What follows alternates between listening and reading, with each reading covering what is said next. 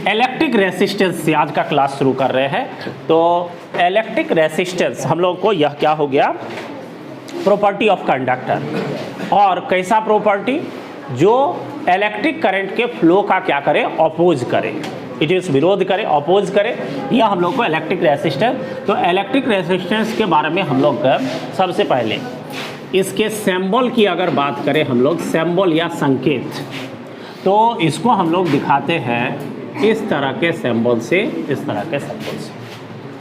और इसमें भी अगर हम लोगों को यह रेसिस्टेंस हो गया, इसको हम लोग मान लो सपोज दैट कैपिटल आर से दिखा रहे हैं, तो यह हो गया, यह हम लोगों को कांस्टेंट रेसिस्टेंस। कांस्टेंट रेसिस्टेंस के लिए हम लोग इस तरह के सिंबल का यूज़ करेंगे। देखिए, अगर रेसिस्टेंस का मान प्रत्येक क्षण बदल रहा हो तो ऐसी स्थिति में हम लोग को यहाँ पर इस तरह के एरो का प्रयोग करना है। इसको हम लोग कहते हैं variable resistance. Resistance it means resistance का मान प्रत्येक टाइम चेंज हो रहा है, प्रत्येक इंस्टेंट पर चेंज हो रहा है। और उसके बाद हम लोग अगर बात करें, जैसे अगर एक्सटर्नल रेसिस्टेंस हो, किसी वायर इत्यादि में रेसिस्टेंस अगर दिखाना हो तो एक्सटर्नल इट मीन्स बाह्य, तो एक्सटर्नल रेसिस्टेंस के लिए जो हम लोग टर्म का यूज़ करते हैं वो हो गया कैपिटल आर। और अगर किसी सेल के अंदर का रेसिस्टेंस अगर दिखाना हो तो इसको हम लोग कहेंगे इंटरनल रेसिस्टेंस। और इंटरनल रेसिस्टेंस को हम लोग स्मॉल आर से दिखाते हैं इससे। उसके बाद अगर हम लोग बात करें सिंपली, तो इलेक्ट्रिक रेसिस्टेंस जो हम लोगों को, इसका SI यूनिट हो गया, SI unit of R resistance, यह होता है ओम। इसको हम लोग ओम से दिखाते हैं। और अगर ओम के नियम से हम लोग अगर लेते हैं फार्मूला फ्रॉम ओम्स लॉ, तो ओम के नियम से V बराबर I, और R हम लोगों को क्या है यहाँ पर, रेसिस्टेंस, तो R बराबर हो गया V बटे I। तो अगर हम लोग यूनिट अगर निकालते हैं, यूनिट ऑफ R या SI यूनिट ऑफ R, तो V का यूनिट बटे I का यूनिट, तो V का यूनिट क्या हो गया, वोल्ट, और बटे I का यूनिट हो गया तुमको एम्पियर। तो इट मीन्स ये हो गया वोल्ट पर एम्पियर। तो हम लोग को ये भी SI यूनिट और ये भी SI यूनिट, तो हम लोग कह सकते हैं ओम जो है वह वोल्ट बाय एम्पियर के बराबर होगा, या इसमें तुम यह मान 1 ओम बराबर इतने के बराबर होगा, ये भी लिख सकते हैं हम लोग। अब यहाँ पर बात करें, अब इससे रिलेटेड फार्मूला और इसको कौन कौन सा फैक्टर है जो कि इफेक्टेड कर सकता है, तो हम लोग यहाँ पर कह सकते हैं इलेक्ट्रिक रेसिस्टेंस को प्रभावित करने वाले कारक, इट मीन्स फैक्टर्स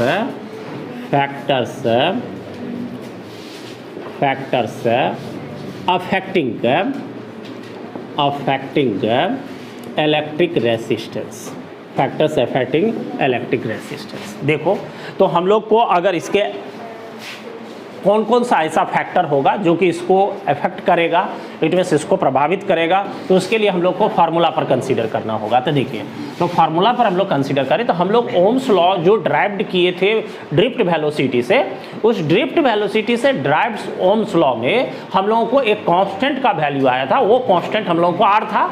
तो हम लोग कह सकते हैं चूँकि R बराबर हम लोगों को हो गया ml बटे NAE स्क्वायर इंटू टॉ।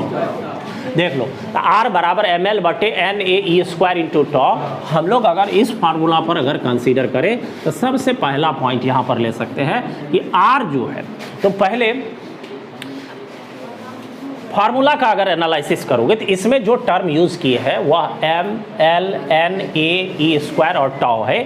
तो तुमको यहाँ m mass of electron, l हो गया लेंथ ऑफ कंडक्टर, n हो गया number of electron in per unit volume, और उसके बाद a क्रॉस सेक्शनल एरिया मोटाई, और e हो गया चार्ज ऑफ एन इलेक्ट्रॉन, और टॉ हो गया टाइम रिक्वायर्ड या टोटल टाइम इन टू, या हम लोग कह सकते हैं टू कंजिक्यूटिव कॉलिजन, दो लगातार टक्करों के बीच का समय, उसको हम लोग किससे दिखा रहे हैं, टॉ से। अब देखो, तो यहाँ अगर हम लोग देखें तो सबसे पहला हम लोग यहाँ पर बात करते हैं मास ऑफ इलेक्ट्रॉन का। तो mass of electron is a constant quantity, या तो हम लोग को कहीं चेंज करेगा नहीं, इसका मतलब इसको R से हम लोग को रिलेट करने की कोई ज़रूरत नहीं है।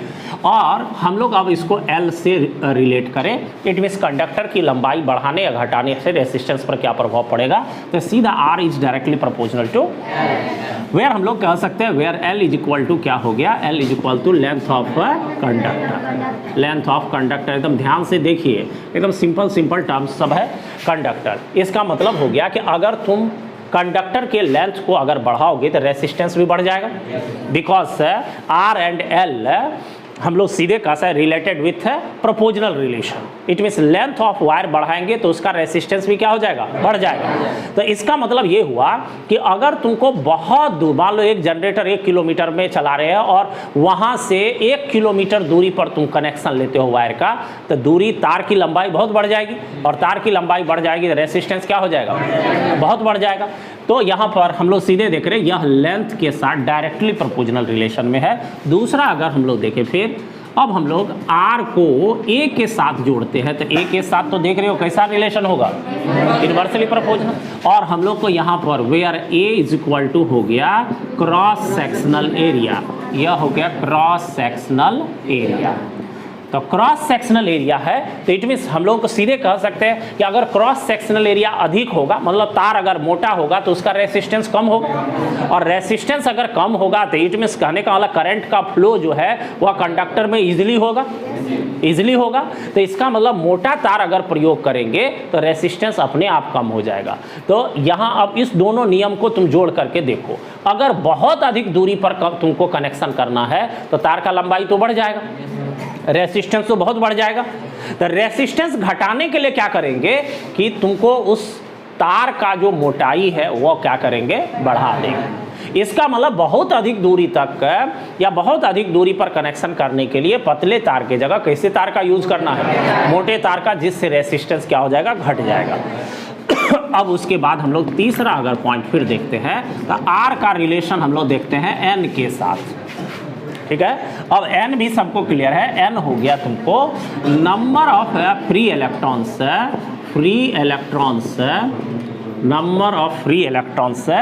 इन पर यूनिट वॉल्यूम, ठीक है। अब देखिए number of free electrons in per unit volume. अब सीधा है कि अगर नंबर ऑफ इलेक्ट्रॉन्स जो है वह बहुत होगा, फ्री इलेक्ट्रॉन्स की संख्या अधिक होगी, तो ऐसी स्थिति में रेसिस्टेंस क्या होगा, कम होगा। तो ये बात तो सीधा है कि हम लोग कह सकते हैं कि अगर नंबर ऑफ फ्री इलेक्ट्रॉन्स अगर अधिक होगा, मतलब चार्ज का जो चार्ज कैरियर, इट मीन्स आवेश वाहक है जो चार्ज को एक स्थान से दूसरे स्थान तक ले जा रहा है, उस फ्री इलेक्ट्रॉन्स की संख्या अगर ज़्यादा होगी तो निश्चित रूप से करंट इजीली फ्लो करेगा, और अगर इजीली फ्लो करेगा तो इट मीन्स वहाँ रेसिस्टेंस का मान क्या हो जाएगा, घट जाएगा। और ये इन्वर्सली प्रोपोर्शनल रिलेशन से भी हमको क्लियर है।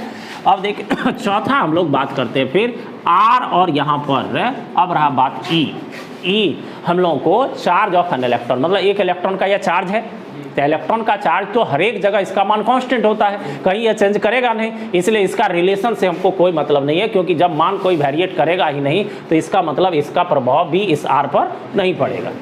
यह हर एक जगह एक इलेक्ट्रॉन का चार्ज एक ही समान। अब दूसरा रहा हम लोग को कौन सा, टाउ, तो टाउ के साथ इसका रिलेशन कैसा हो जाएगा, इन्वर्सली। अब बात रहा यहाँ पर इसको समझने के लिए, यहाँ से क्वेश्चन भी बराबर सभी एग्जाम्स में पूछा जाता है, इसको यहाँ पर हम एक्सप्लेन करते हैं।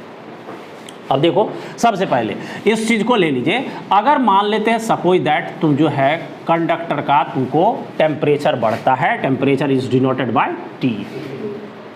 तो अगर टेम्परेचर बढ़ेगा तो कहने का मतलब जो इलेक्ट्रॉन तुमको पॉजिटिव आयन के साथ टक्कर ले रहा है तो वह टक्कर तेजी से करने लगेगा। इट मीन्स कहने का मतलब हो गया कि दो लगातार कंसेक्यूटिव टक्कर के बीच उसका जो समय होगा वह कम हो जाएगा कि अधिक हो जाएगा, कम हो जाएगा। तेजी से टक्कर करने का मतलब क्या हो गया, टाइम कम हो गया। तो हम लोग सीधे कह सकते हैं अगर T का मान बढ़ाएंगे तो तुमको ये टक्कर का जो समय है वो क्या हो जाएगा, अगर टक्कर का मान घट जाएगा तो देखो ये इसके साथ इन्वर्सली प्रोपोर्शनल रिलेशन में जुड़ा हुआ है। तो अगर इसका मान घट गया तो R का मान क्या हो जाएगा, बढ़ जाएगा। इट मीन्स R का मान इंक्रीज कर जाएगा, बढ़ जाएगा, ठीक है। तो यहाँ हम लोग देख रहे हैं कि अगर सीधे रिलेशन हम लोग यहाँ पर करें तो T इंक्रीज करने पर तुम्हारा R भी क्या हो जाएगा, इंक्रीज कर। तो अगर कंडक्टर का टेम्परेचर बढ़ाते हो तो उसका रेसिस्टेंस क्या हो जाएगा, बढ़ जाएगा, प्रतिरोध बढ़ जाएगा। ये हम लोग यहाँ पर देख रहे हैं, इस रिलेशन टेम्परेचर बढ़ाए तो यहाँ पर टाउ का मान, इट मीन्स या जो हम लोग कह सकते हैं दो लगातार टक्करों के बीच का समय है वो घट जाएगा। और उसके बाद टाउ का R के साथ इन्वर्सली प्रोपोर्शनल रिलेशन है तो R का मान भी क्या हो जाएगा, इंक्रीज कर जाए। इसको सीधे रिलेशन में लिखे तो टेम्परेचर बढ़ाने पर कंडक्टर की रेसिस्टेंस क्या हो जाएगी, बढ़ जाएगी।